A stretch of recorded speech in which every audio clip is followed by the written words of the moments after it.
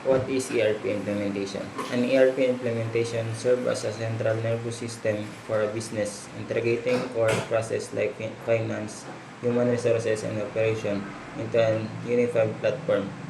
Implementation is not just installing a software, it's a complex project management process that involves several critical stages: planning, defining scope, timeline, and requirement, configuration, customizing the ERP system to fit a business specific needs, testing, ensure the process works correctly before going live, training, proper employees to use the new system.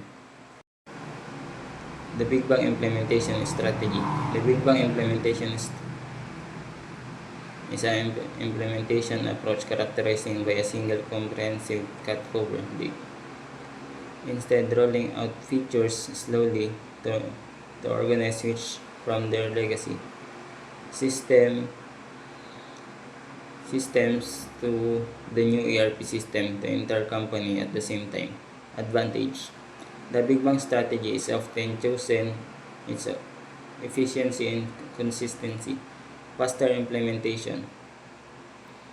The transition time minimized, allowing the company to move quickly and unified system.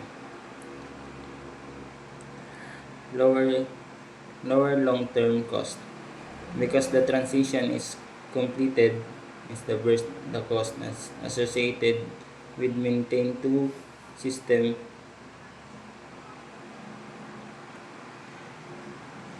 immediate integration. Because everyone switches simultaneously to follow across department, HR, finance, operation are, are interrogated immediately. There is no complex interface between the old system and the new one. Disadvantage. Uh, Disadvantage is a speed approach considered high risk. High risk is if something goes wrong in the go live date impact the entire organization, not just one department. Difficult troubleshooting. Because entire system goes live at once, pinpointing the source of error is extremely difficult. Intensive training. All users will be fully trained and ready the same system the exact deadline.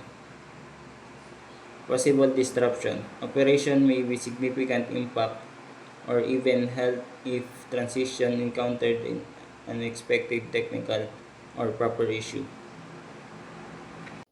Phase implementation. ERP introduced gradually. Modules department implemented step by step. All the new system may run together. This is the advantage of phase. Lower risk. Lower risk because you aren't changing the whole company at once. A mistake in one department won't crash the entire business. It's a safety first approach. Easier change management. Employers Employees only have to learn one piece of the software at a time. It's much less overwhelming than learning a massive new system overnight. Allows adjustment. If you notice a bug or process that doesn't work in the first place, you can fix it before moving on the next department. Less disruption. Daily operation continue mostly as usual. Only the specific area being updated faces any temporary downtime or learning curves. This is disadvantage of pace. Longer timeline. Because you are doing things step by step, it takes much longer to reach the finish line where the entire company is on the new system. Higher cost. Maintaining two systems at once and stretching out the project for months or years usually ends up being more expensive in terms of labor and licensing. Temporary integration issues. You may run into bridge problems where the new software in department A has trouble communicating with the old software still running in Department B. Comparison. Big Bang, fast high risk. Pace, slow lower risk. When to use Big Bang. Small to medium organization.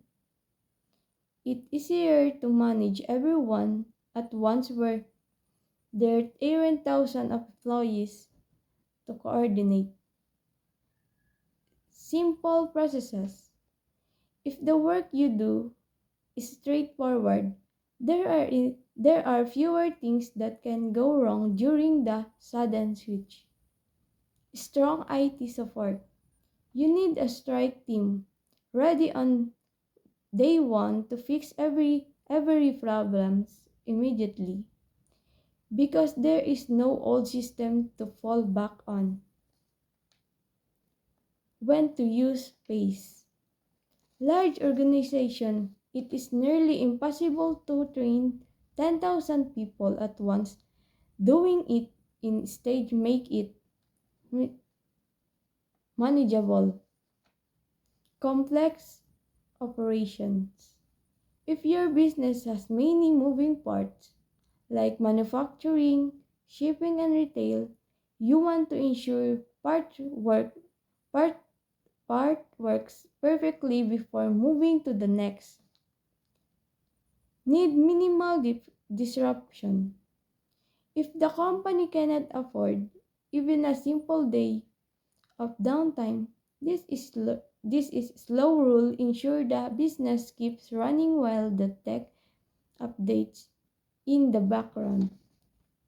Conclusion. Big Bang, fast but risky. This is the sprint option. You get system up and running very quickly, but if something goes wrong, does wrong, it affects everyone at once. It high stake move. It high takes move that requires perfect preparation. Pace safer but slower. This is the marathon option. It much more careful and reduces the chance of a total business shutdown. But you have to be patient because it takes much longer to complete the project. Choose based on needs.